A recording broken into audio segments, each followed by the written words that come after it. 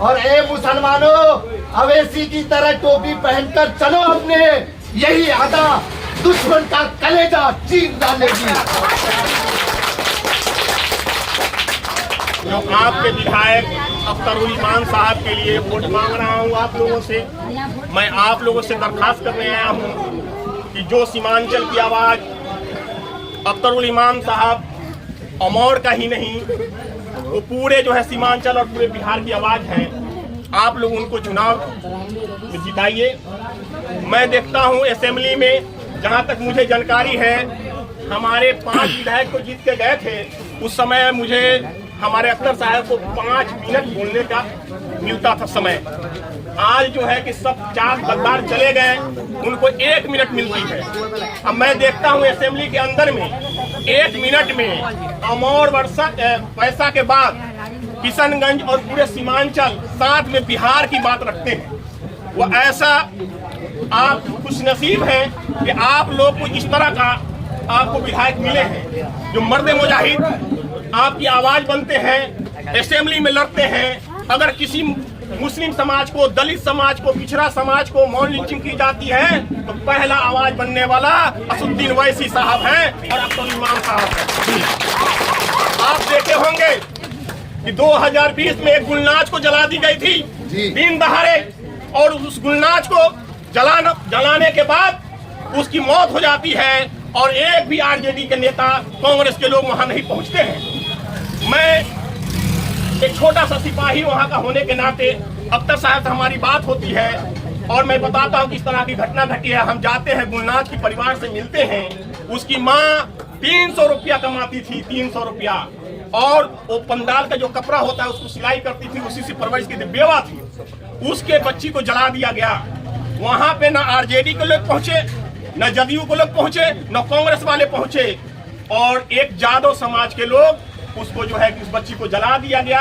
उसकी आवाज बने, हम लोग उसके परिवार से मिले, अख्तर साहब को बताएं, और जो है कि उसको हम लोग मिले। हमारे अख्तर साहब 5 विधायक के साथ वहां गए थे, मिले थे, असेंबली में आवाज उठाई, जो आप लोग देखे होंगे। उसके बाद सनौवर का जो हत्या हो जाता है, उसकी आवाज उन्होंने उठाई। तो मैं ये कह रहा हूं कि मेरा अभी आवाज उठाने वाला कौन है?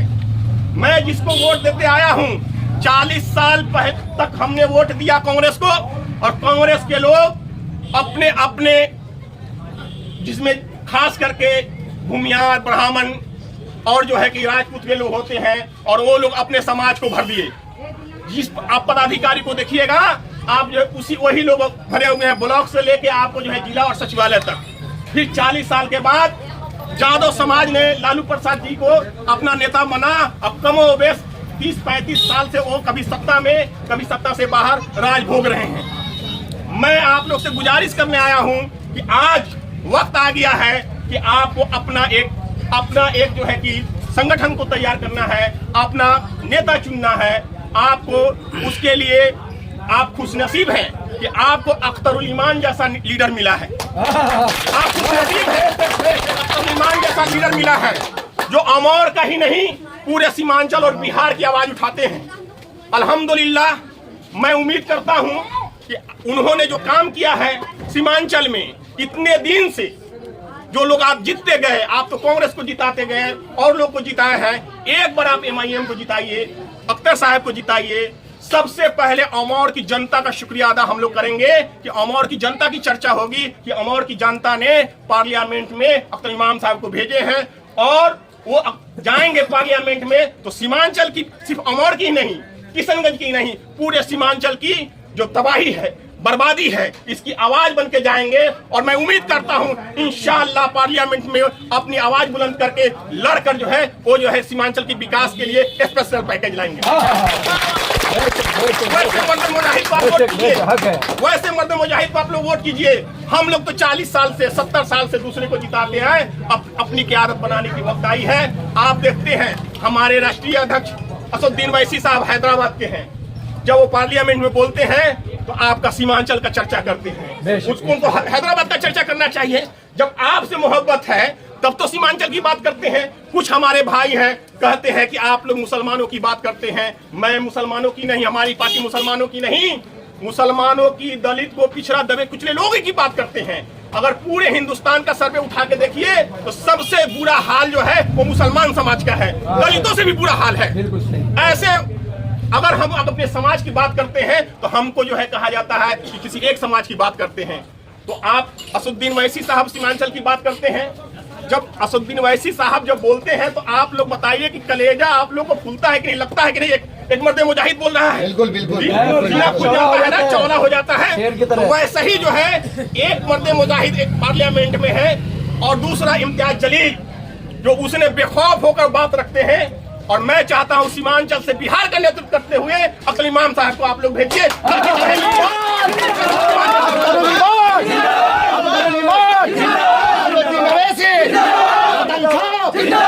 सबने दिया है हमको चोट, सबने दिया है हमको चोट।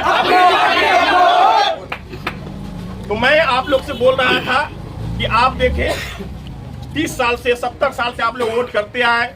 यहाँ पे एक पुल जो बनी है, अक्टूबर महीना में हम लोग भी आए थे, अख्तर साहब धरना प्रदर्शन भी किए, बहुत सारा आवाज उठाते आए, असेंबली से लेके रोड पे भी उठाए और असेंबली के अंदर भी उठाए। आपने देखा कि थोड़ा सा पानी अगर हिल गया असदुद्दीन वैसी साहब तो कल होके ही 207 करोड़ का आपका पुलिया पास हो जाता है जी। ये दम है MIM में। कहते हैं लोग ये वो जीत के क्या करेगा? अरे एक ने जीता, पानी हिला तो जो है कि 207 करोड़ का पुल पास करवा सकता है। तो आप जब सीमांचल से भेजेंगे और जब वो दहाड़ेगा, आपका आवाज उठाएगा तो आपको स्पेशल पैकेज मिलेगा। और जब तक स्पेशल पैकेज नहीं मिलेगा तब तक सीमांचल की विकास नहीं हो सकती है, ये बर्बादी होती है। असदुद्दीन अवैसी, असदुद्दीन अवैसी, तरुल ईमान ने दिया है हमको चोट। तो आप लोग ये बोलिए कि क्या आप लोग असदुद्दीन वैसी साहब को पसंद करते हैं? ईमान साहब को पसंद करते हैं? तो 26 तारीख को 4 नंबर पे पतंग छाप पर आप सुबह में उठिए, बिस्मिल्लाह बोल के आपको 4 नंबर बटन दबाना है। पतंग छाप को जिताने के नियत से दुआ भी करना है, दुआ की भी गुजारिश है, दुआ भी करें, मेहनत भी करें। सब लोग अपने अपने रिश्तेदारी में, अपने अपने पड़ोस में जाके बताइए कि हमको जो है अगर एक बंदा 10-10 लोगों को कन्विंस कर सकता है तो मैं उम्मीद करता हूं कि हम लोग सब जगह पहुंच सकते हैं। अभी सोशल मीडिया का जमाना है, हर घर में हम लोग पहुंच रहे हैं। तो आप लोग जो है कन्विंस कीजिए, इंतजार मत कीजिए कि कोई लीडर हमारे पास नहीं आया, कोई बंदा हमारे पास नहीं आया। क्यों? कि जो लूटता है वो पैसा खर्च करता है, जिसके पास ईमान लगा हुआ है नाम में वो तो ईमानदारी पे ही रह गया, पैसा कहाँ से लाएगा? तरुल ईमान 4 नंबर पे, 4 नंबर पे, 4 नंबर पे तरुल ईमान, सबने दिया है हमको चोट।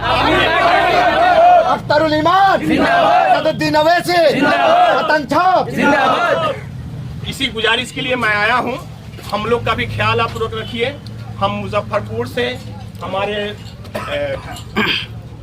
शमीम अख्तर साहब चंपारण के जिलाध्यक्ष हैं, नसीम अख्तर साहब और जो है कि हक साहब आए हुए हैं चंपारण से, तौसीफ साहब आए हुए हैं आपको बिहार शरीफ से।